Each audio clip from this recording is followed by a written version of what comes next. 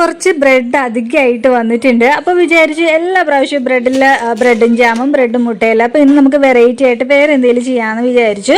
അങ്ങനെ 2-3 കഷ്ണം ബ്രെഡ് എടുത്തിട്ടുണ്ട്. അതിലോട്ട് 2-3 സ്പൂണ് തൈര് ഒഴിച്ചിട്ടുണ്ട്, അല്പം വെള്ളം, പിന്നെ 1/2 കപ്പ് റവ കൂടെ ഇട്ടിട്ടുണ്ട്.